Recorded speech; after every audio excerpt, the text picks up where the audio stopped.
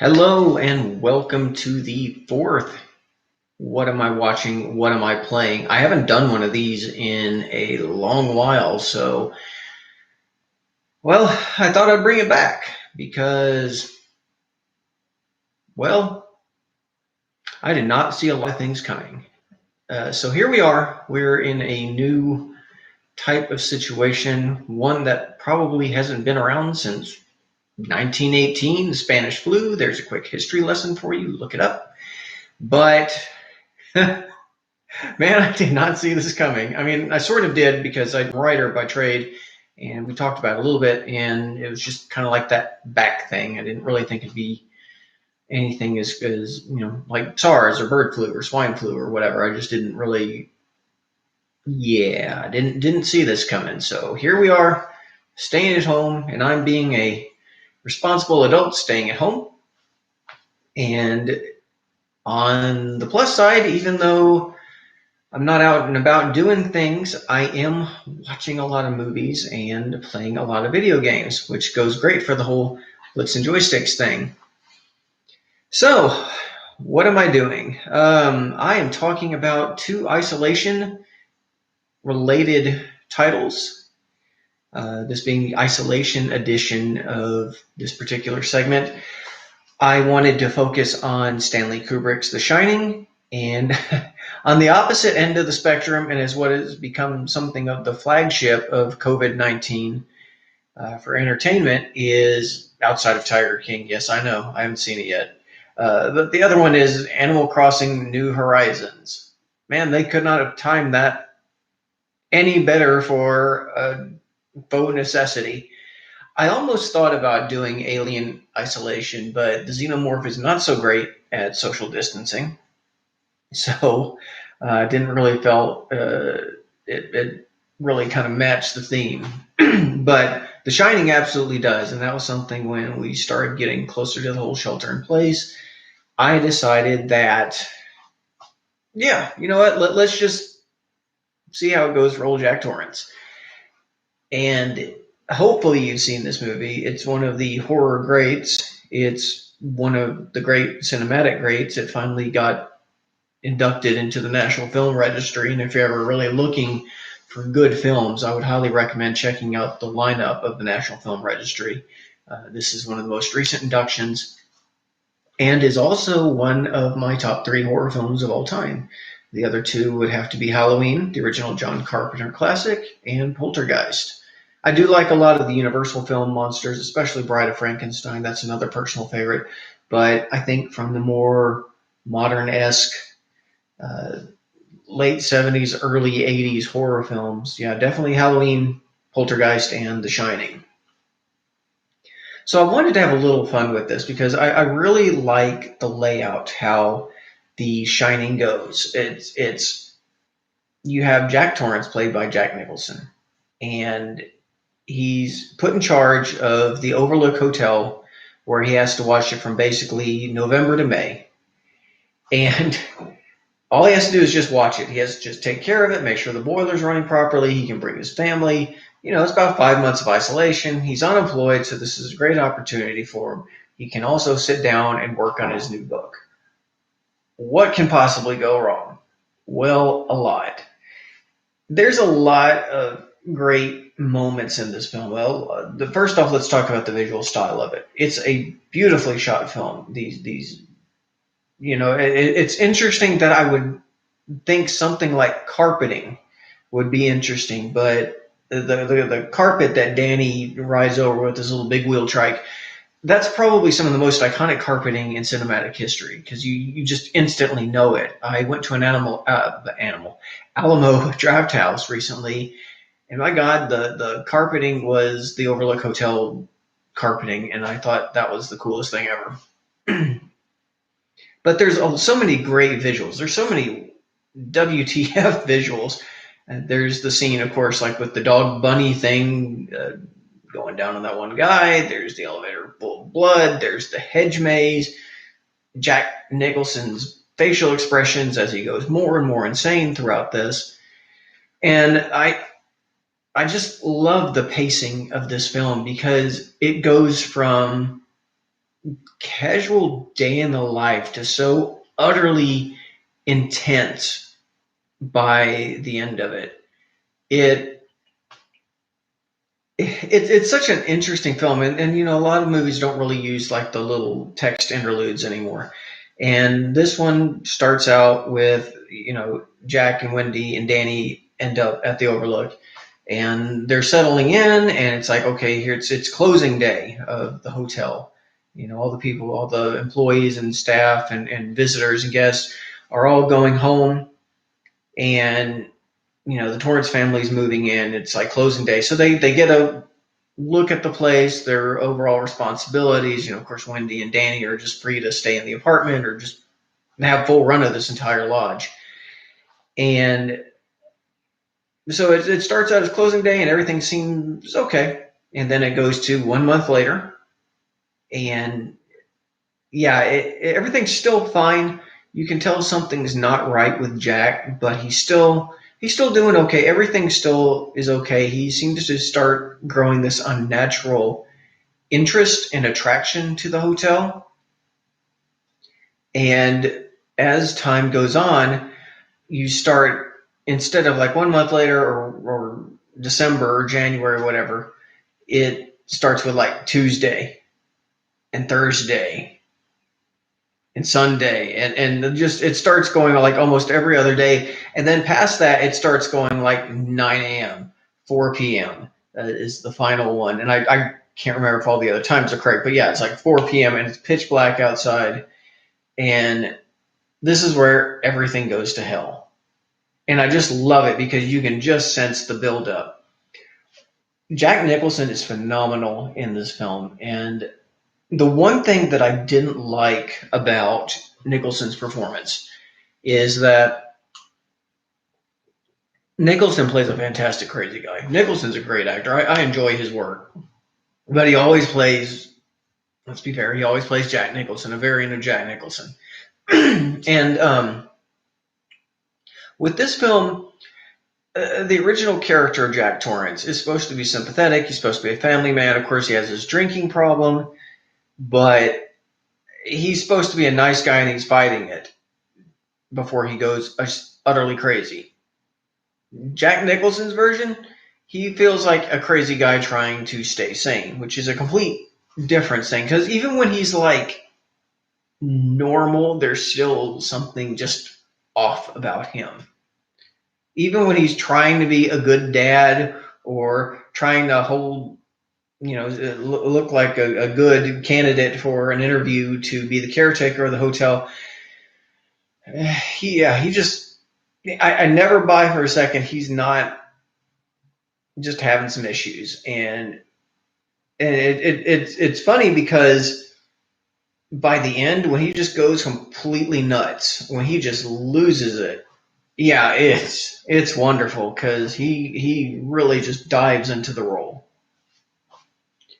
There is a lot of man. There's so much to like about that film. It seems like every time I watch it, it seems like I get something more about it. One of the favorite, just little side trivia things is Dick Halloran, who's played by Scatman Crothers. A lot of people my age might remember him as Jazz from 1984's Transformers, which I think is great.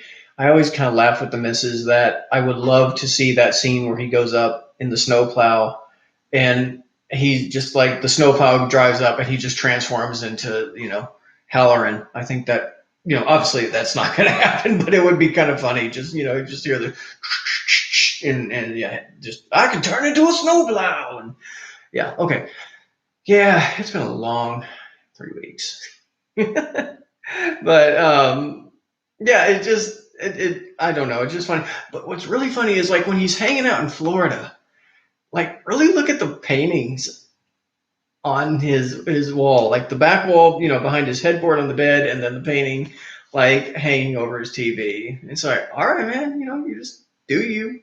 You know, you got your exotic tastes, and you know, you love the ladies, and it's so funny just because it's just there, and it's more than one.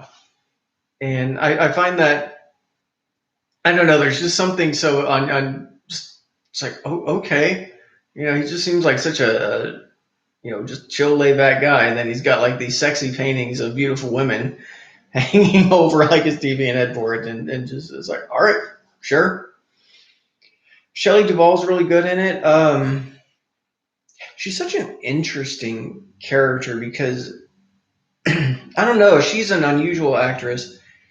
I think she does really good when she starts getting scared and freaked out. You can really feel her starting to lose her mind as well, and she plays it very well. And I've read up a lot on The Shining, and I heard that they were a little Kubrick was a little abusive to her to try to really get her in the mood and get her worked up. He kept the whole set tense so people would really give the proper reaction. It works, but that poor woman. I mean, I can only imagine. You have a psychopathic Nicholson chasing you all over this hotel and screaming and swinging axes and just going unhinged. I wonder how much of that was improv from Nicholson. But yeah, I really liked the idea of the hotel as this malevolent force. There's a couple things that have really made me look at the Overlook Hotel as an entity differently. And oddly enough, there's a comedy sketch from Key and Peele called Continental Breakfast, and the whole ending of it basically plays on The Shining, and it's so funny. I'd recommend just go to look it up here and just go to YouTube and check out Continental Breakfast from Key and Peele. I think it's one of the funniest sketches I've ever seen, and I share it with everybody, so I'm sharing it with you. The other thing was last year, Dr. Sleep came out, and I thought it was very interesting because they used it as a covering of the novel, but also the Kubrick film. So it was kind of a weird homage integration of those two elements into this new movie. And I really liked it. I mean, it was a good movie. Dr. Sleep was a good B movie for me. And, it was nice, visiting the Overlook in a new way, but the hotel itself is very much a malevolent entity when they finally, spoilers, go back to the hotel. And watching Nicholson's breakdown, because there is a moment or two where he's still kind of questioning this. He's like, I've got all these violent thoughts. I had this horrible nightmare that, he killed Wendy and Danny in this horrific manner and just chopped them to bits. And he's still struggling. And it was just a bad number of elements that might have been avoided to prevent, Jack's downfall, or it may have just delayed the inevitable because the hotel was getting a tighter and tighter grip. Oh, the House on Haunted Hill is another example of the house that consumes you. And there's that one point where he goes into the bar and he talks to Lloyd. And of course, he's sitting there and all of a sudden he starts talking to Lloyd, and, there's no booze. They clearly established that at the beginning of the movie.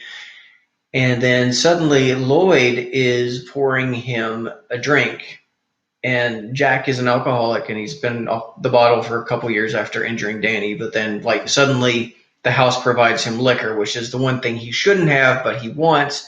And now that he has it, I think in a lot of ways, it's the way that the hotel itself begins to exert its influence on him as he basically ingests it, because he's like, here's to 5 miserable months on the wagon. And then he just, drinks, and it seems like just a little more as he drinks, he's just a little more susceptible of the idea of chopping his family to bits. And I really picked up that element from this last one. It just seems like it's been working on him. It's not been successful, but when he sat down and talked to Lloyd, it seems like that was the moment where he became more receptive to the idea of killing his family.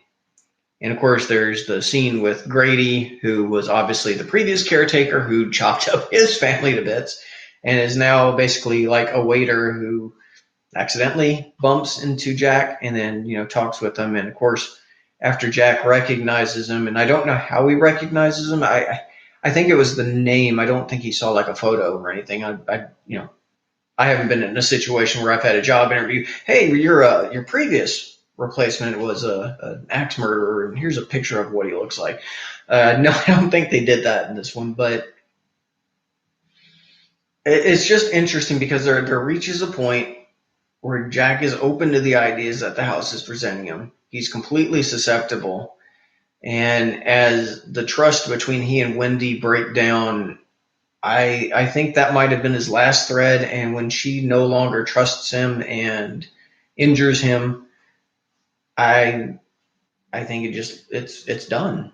He goes after and tries to kill everybody and goes and dies in the hedge maze. So, but yeah, it's a beautifully shot film, and I love movies that no matter how many times I watch them, I can always see something new in them.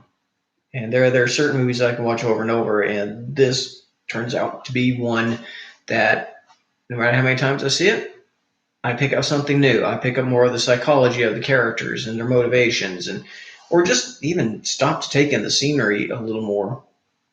But overall, if you've never seen The Shining, and if you haven't, why? This is a great time to watch it. I mean, don't go axe nuts like a month and a half in like Jack did, because we're what 2 weeks in, so we got a ways to go before we get all axe happy. But yeah, it's great, and I think it's kind of an interesting. I don't think I was trying to make a point. I just think I was like, I just want to see The Shining again, so let's just do this. And then when I realized it was all about social isolation, I was like, yeah, my mind works in weird ways sometimes.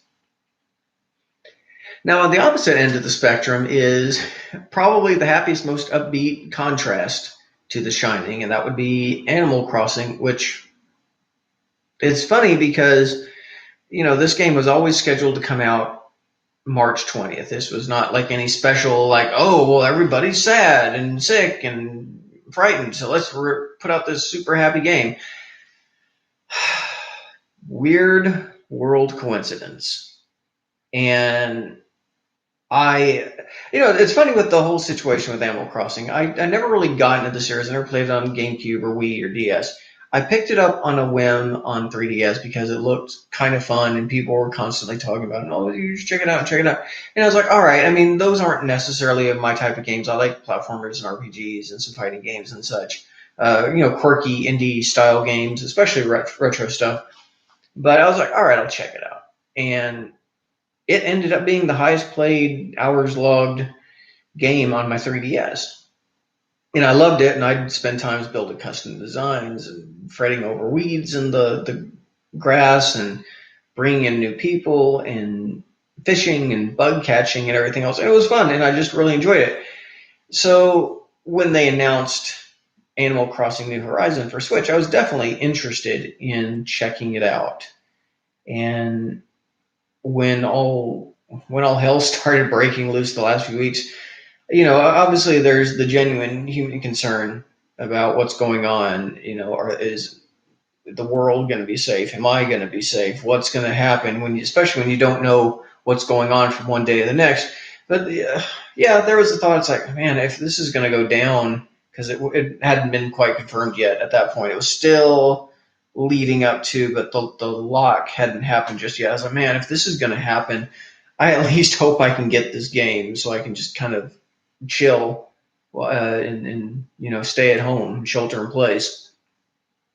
And as it worked it worked out, and it's a fun game. It does feel a lot more meticulous and slower pace than usual, because you always kind of just gently build up your museums and your shops, and residents become intrigued by your cool town, and eventually you start building into something that is like your own little personalized world. And they of course, everything has Minecraft like elements, everything has crafting elements these days. There's not really many games out there that doesn't include some form of crafting out there. And what they have here is easy enough. I haven't really found the necessary items that have really pushed me in the game just yet. Like in my previous home in the 3DS version, I have a really cool arcade with custom, like I like stenciled out like arcade floors, those cool, like the planets and the big geometric shapes and the bright neon colors. And I did that, and I had like Pac-Man style walls and NES sprites for marquees and things like that. So I did all this cool custom work, and I loved my arcade because I get all those Nintendo elements and some generic arcade elements, and I came up with this really awesome looking home within my home, just like a personalized arcade. Then I had like a library, and so I was building all these cool things in 3DS, and I'm ready to start getting the elements that I really like. So I can start doing that here. But it's a slow process, and I know I'm working on it. I do miss elements like KK Slider building up, but I know that will come in time. This is a very much comes in time sort of game. This is not one that you can rush unless you cheat and alter the schedule of everything. But you establish a new house, you establish a new business. Sometimes you have to wait a day or two. If someone's going to move in, it's not like, oh, hey, so-and-so joined your island and now you have them when you go back. It's like, no, you have to wait a real-time day or two. And everything is based in real time, like both day to night cycle and then monthly and seasonal. So they have all these cool themed seasonal events, and, summer will turn to winter and so on. And it's a lot of fun. It's really just neat to see how this little world expands into this really just kind of cool thing. And it's not like a game where it's like you can marathon through it forever. I mean, it's a game that you can pick it up and play like an hour and do all your little requirements. And it's like, okay, well, I'll come back tomorrow and see what has come from all the decisions and actions that I made today. And it's a neat element, and I really appreciate the island solitude, and all the little animals are happy and in good moods, and I don't know. It's such a relief from the world right now. It's just such, it's so nice to have a break, because as a writer, I'm constantly having to research everything that goes on with the whole COVID-19 thing and keeping up on news, and it's exhausting. It's absolutely exhausting. And I like the fact that I can come home, play an hour or so of Animal Crossing, and the worst thing I have to deal with is a little Tanuki raccoon who basically is bilking me for hundreds of thousands of bells, but no set schedule. He's like, yeah, just pay it when you want it. You owe me a crap ton of money, but if you want to toss me a few bucks here and there as you can afford it or feel like it, cool. And so there's no stress. Okay, wait, I take that back. I take back there's no stress. Tarantulas are a beast. Oh my God, those things are like the most murdery things in the whole world.